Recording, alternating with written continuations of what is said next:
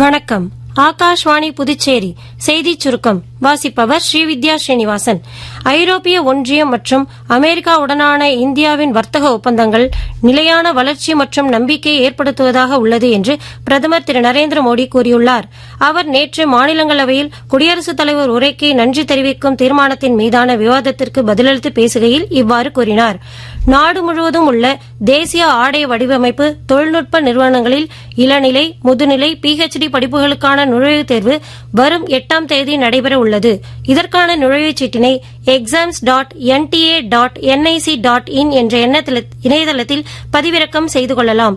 மேலும் விவரங்களுக்கு 0114075900 என்ற தொலைபேசி எண்ணில் தொடர்பு கொள்ளலாம். புதுச்சேரியில் ராஜ்பவன் தொகுதிக்கு உட்பட்ட இந்திரா காந்தி அரசு பொது மருத்துவமனை மற்றும் முதுகலை படிப்பு நிறுவனத்தில் 11 நவீன அறுவை சிகிச்சை கூடங்களை துணைநிலை ஆளுநர் திரு கைலாஷ்நாதன், முதலமைச்சர் திரு ரங்கசாமி ஆகியோர் நேற்று திறந்து வைத்தனர்.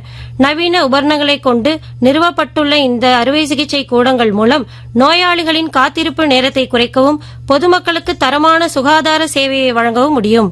குடிமக்களின் உரிமைகள், கடமைகள், அரசியல் பங்கேற்பு மற்றும் ஜனநாயகம் குறித்த விழிப்புணர்வு ஏற்படுத்தும் வகையில் புதுச்சேரி வளர்ச்சி பார்வை என்ற தலைப்பில் மாநாடு நேற்று நடைபெற்றது.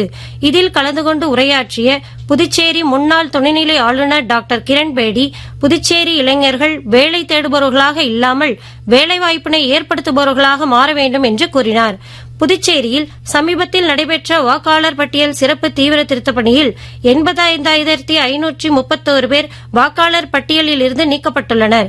இதன் காரணமாக 918ஆக இருந்த வாக்குச்சாவடிகளின் எண்ணிக்கை 840ஆக குறைக்கப்பட்டுள்ளதாக மாவட்ட தேர்தல் அதிகாரி திரு குலோத்துங்கன் தெரிவித்துள்ளார். இத்துடன் இந்த செய்திச் சுருக்கம் நிறைவு பெறுகிறது.